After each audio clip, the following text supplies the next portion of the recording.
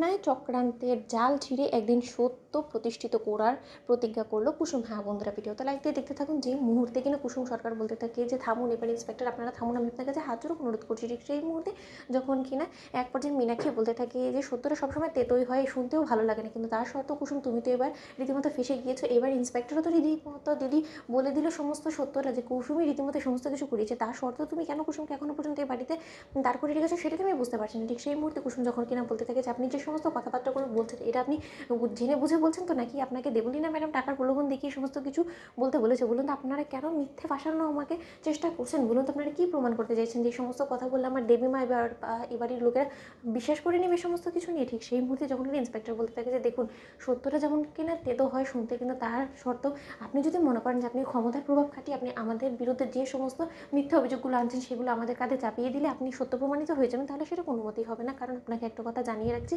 আমরা কিন্তু হাওয়ায় কথা ছাড়ি না, আমরা রীতিমতো সমস্ত কিছু যাচাই বাছাই করে এই সমস্ত কথাগুলো বলছি। এবং এই সমস্ত কিছুর পেছনে আপনার মূলত উদ্দেশ্য একটাই ছিল যে আয়ুষ্মান গাঙ্গুলির ইমেজটাকে ডাউন করে দেওয়া এবং মেঘা ম্যাডাম এবং আয়ুষ্মান গাঙ্গুলির সম্পর্কের মধ্যে একটা ফাটল সৃষ্টি করা। এবং মেঘা ম্যাডামকে প্রথমত তো আপনি রীতিমতো সিরিয়াল কিলারকে ভাড়া করে এনে তাকে সরিয়ে দেওয়ার প্ল্যান করেছিলেন, কিন্তু সেটা যখন কিন্তু আপনি দেখেছেন ব্যর্থ হয়েছে, তার পরবর্তীতে আপনি নেক্সট চালটা চেলেছেন যে আপনারা যদি একসঙ্গে এক রাত কাটান তাহলে হয়তো বা তাদের মধ্যে একটা ভুল বোঝাবুঝি সৃষ্টি হবে এবং তার কারণে রীতিমতো তাদের বিয়েটা ভেঙে যাবে এবং প্রেস মিডিয়ায় আয়ুষ্মান গাঙ্গুলি এবং আপনাকে নিয়ে কেচ্ছা শুরু করা হয়ে যাবে। এবং তার পরবর্তীতে সেই সুযোগটাকে কাজে লাগে আপনি রীতিমতো নিজেকে নিয়ে একটা আবলাচারী বা বেচারি সাজানোর চেষ্টা করবেন মিডিয়ার কাছে, যাতে করে কিনা মিডিয়ার সহযোগিতায় আপনি গাঙ্গুলি হাউসে পাকাপোক্তভাবে নিজের জায়গাটা অর্জন করে ফেলতে পারেন এবং ইন্দ্রাণী গাঙ্গুলি যাতে এক পর্যায়ে নিজের পরিবার এবং নিজের ছেলের মান সম্মান এবং চরিত্র বাঁচানোর তাগিদে আপনাকে এবারে বউ করে নিয়ে আসে মেঘা ম্যাডামের জায়গায়। কি এটাই তো মূলত আপনার উদ্দেশ্য ছিল? তো ম্যাডাম, আমি আপনাকে সমস্ত কিছু বলে দিলাম, এবার ওনার এগেনস্ট আপনারা ঠিক কী কী